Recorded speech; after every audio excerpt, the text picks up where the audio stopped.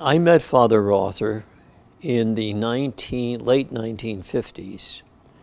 He and I were students at Mount St. Mary's University, and he had been dismissed, I should say, that's a harsh word, from a seminary in San Antonio, Texas, because he was unable to master the Latin, the study of Latin.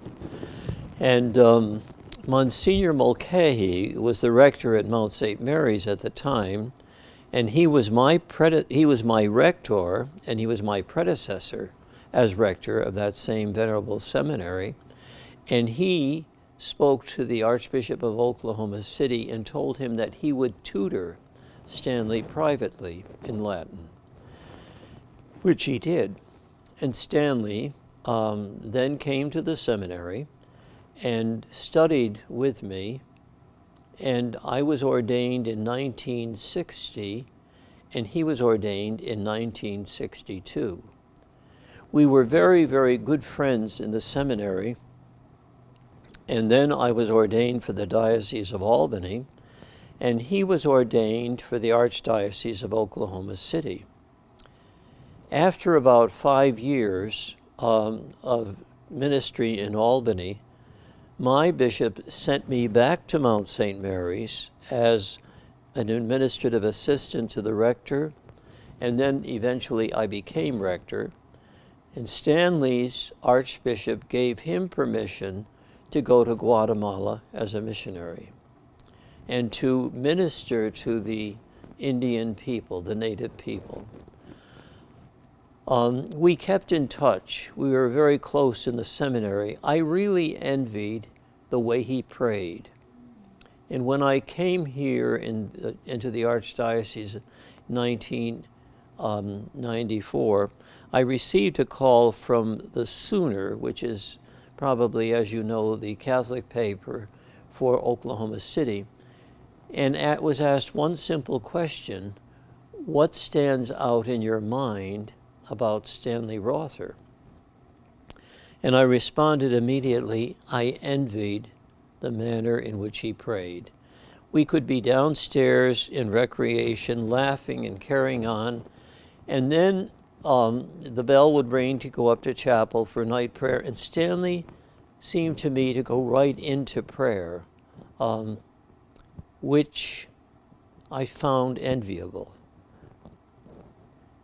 And after he was in Guatemala and after I returned to Mount St. Mary's, we kept in touch. And he would send me various little gifts, such as stole and little things which the Indian people had made. Now, it's an interesting phenomenon, and I think it has a touch of the divine in it. Stanley Rother was dismissed from a seminary in San Antonio, Texas, because of his inability with the Latin language. He goes down to Guatemala. He learns a very, very difficult Indian dialect. He translates the New Testament into that dialect. Now, this is the man who had difficulty with Latin because it was required at the time that every priest ordained should be able to comprehend Latin, understand Latin, and all the rest. And Stanley sent me one of the books which he had translated into one of the books of the New Testament, which he had translated into this very, very challenging Indian dialect. I sent that book to the archives at Mount St. Mary's, where I presume it now rests. As I said, I returned to Mount St. Mary's when he went to Guatemala, and then I became the rector of the seminary. And we kept in touch. And then in 1980, no, excuse me again, 1978, Stanley called me from Guatemala. And he asked me if he could come to the Mount and stay a week with me. And I said, of course, I'll pick you up at Dulles Airport in Washington. I went down to Dulles Airport, and it was on a summer night because the seminarians were gone. And he got off the plane and began to tell me immediately the horrific things that were happening to the Indian people. If they asked for a few more cents for picking coffee beans, they were considered communists. And a truck would come into the village that night, stop at the home of the man or woman who asked for a few more cents, take them out to the country, torture them, kill them, and then throw their bodies into a well to poison that well. And Stanley told me this with a passion, and it was haunting him. And he said, if I speak, they're going to kill me. But if I keep silent, what kind of a shepherd would I be?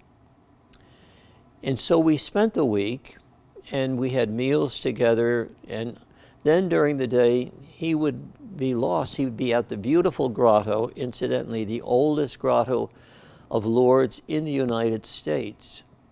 Even Elizabeth Ann Seton prayed there. James Walsh, who was a student at Mount St. Mary's and spent 12 years in solitary confinement in China, he prayed there. And Stanley prayed there. And when we were seminarians, Stanley would spend his recreation time working at the grotto, renewing it, planting bushes and everything else. It's a magnificent spot on the mountain behind the university, with a mountain stream running right in front of the grotto itself. It's just a splendid, splendid place. So he spent that week praying. I would see him in the chapel before the Blessed Sacrament. I would see him walking the hill to the grotto, out in the garden, saying his rosary. And then at the end of the week, he said to me, I know what I must do. I must go back and speak. But he also said this. He said, they're not going to take me out and kill me somewhere in the country and then throw my body into a well. He said, I'll put up a fight like they've never seen before. And Stanley was a strong Oklahoma farmer. When his grandparents came from Germany, they settled right in this archdiocese, I believe in New Trier, and are buried there. And so he said, I know what I must do, and keep me in your prayers. So I took him to Dulles Airport, and we bid each other farewell, and I knew it would be the last time that I would see my good friend alive. And then I returned to Albany, and I'll always remember the morning in 1980. In 1980, I was living at the Chancery at the time and doing some administrative work with priests in the Diocese of Albany. I opened the Albany Times-Union and saw the article, American Priests Killed in Guatemala. And I knew it was Stanley, and when I read the article, indeed it was. The people loved him so much, the Indian people, they would not let anyone touch his body until they had his heart. Father Greg Schaefer was at the mission on the other side of Lake Atiyan, and Father Greg Schaefer was there and told me himself that the people came out of the mountains surrounding the rectory, not letting anyone near the rectory. They wanted the heart of their pastor, which is an Indian custom. According to Father Schaefer, Mr. Rother back in Oklahoma did not want that to happen to his son. He wanted the body returned to Oklahoma. But then Father Greg Schaefer called Mr. Rother and told him the importance of the Indian people having his son's heart. So then finally Mr. Rother acquiesced. And I went down and brought his heart to its final resting place in the church. And when I experienced that, I experienced the intense, intense love that those people had for their pastor. And they gathered to greet me.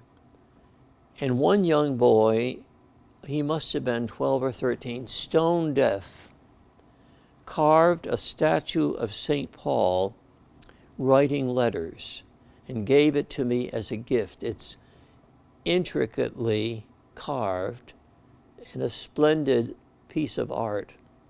And he gave it to me as a gift because I was a friend of Stanley Rother's.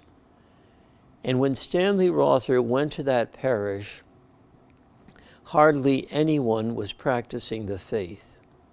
And now one cannot go into the church without finding people at prayer there. At the present time, his archbishop at the time wrote him a letter, and he said, maybe it would be good if you were to come home.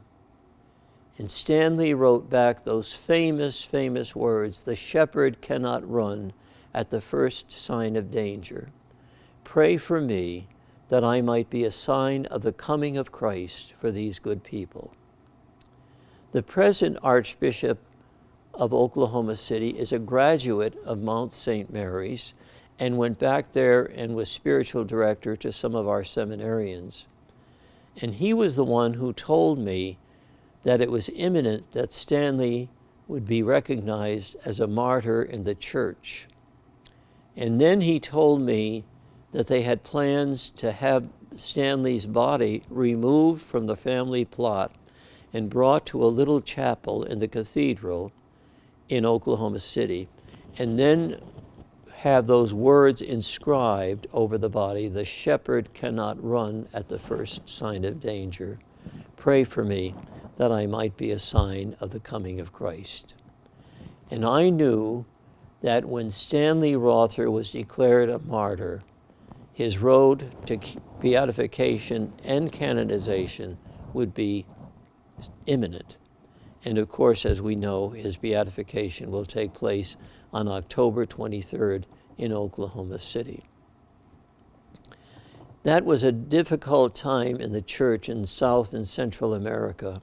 You remember the wonderful women who were killed in El Salvador, 2 sisters, I believe, or 3, and 1 laywoman from Ohio. And our government did nothing but say that they were there for political reasons. Sister Ida Ford was the Mary Knowles sister, and her mother was Irish-born, living in New York City. And when she heard that our government said that her daughter and those other those other women who were killed on their way to an airport, shot mercilessly, Mrs. Ford said, "Political reasons, my foot. My daughter went down to El Salvador to teach the gospel. And when she taught Our Father who art in heaven, everyone said, 'Isn't that grand?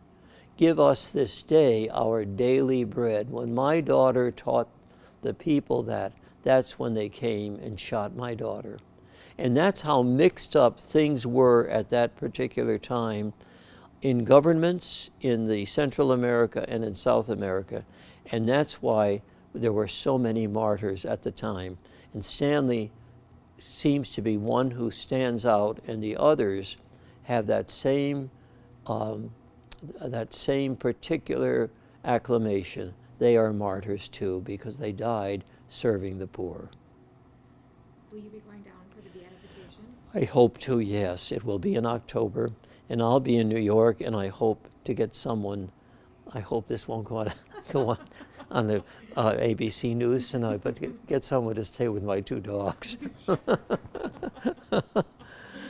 Yes. So what does it feel like to have someone who is a close friend be recognized not only by people who knew him and family as a martyr and a saint with a small s, but to have the whole church be looking at this man as a saint? It is wonderful.